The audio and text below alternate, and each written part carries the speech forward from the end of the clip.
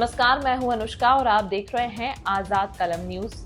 क्या मावजी पटेल बिगाड़ेंगे चुनाव का समीकरण? बीजेपी कांग्रेस के लिए बढ़ सकती है चुनौती।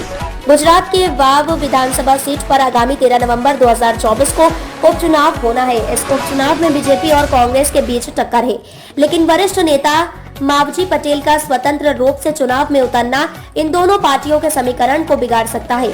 मावजी पटेल ने बड़ी सभा को संबोधित किया, जिसमें भारी भीड़ उमड़ी। यह देखकर लगता है कि इस बार का चुनाव दिलचस्प हो सकता है।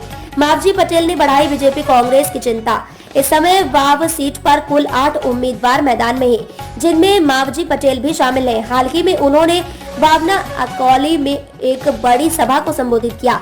इस दौरान उनके समर्थन में लोगों की भारी भीड़ देखने को मिली, जिससे बीजेपी और कांग्रेस में हलचल मच गई। मावजी पटेल का चुनाव चिन्ह बल्ला है और उनके इस दौरान में उतरने से दोनों प्रमुख पार्टियों की चुनौती बढ़ गई है। चुनाव प्रचार के साथ ही मावजी पटेल का प्रभाव और साफ होता जा रहा है, जिसने बनासकांठा समेत गुजरात की राजनीति में एक नई ऊर्जा भर दी है।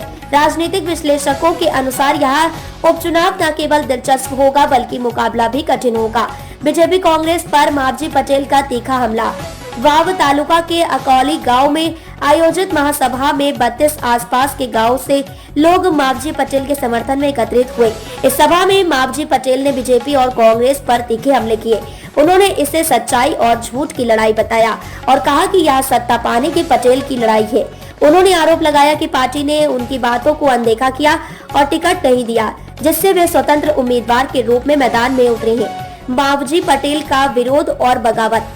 बीजेपी के वरिष्ठ नेता मावजी पटेल का स्वतंत्र रूप से चुनाव लड़ना इस बार एक बड़ा सवाल बन गया है। मावजी पटेल ने स्पष्ट किया कि उन्होंने पार्टी से टिकट न मिलने के कारण स्वतंत्र प्रत्याशी के रूप में नामांकन दाखिल किया है। उन्होंने पार्टी विरोधी गतिविधियों से इनकार करते हुए भरोसा जताया कि वाव की जनता उन्हें इस बार जरूर विजयी बनाएगी।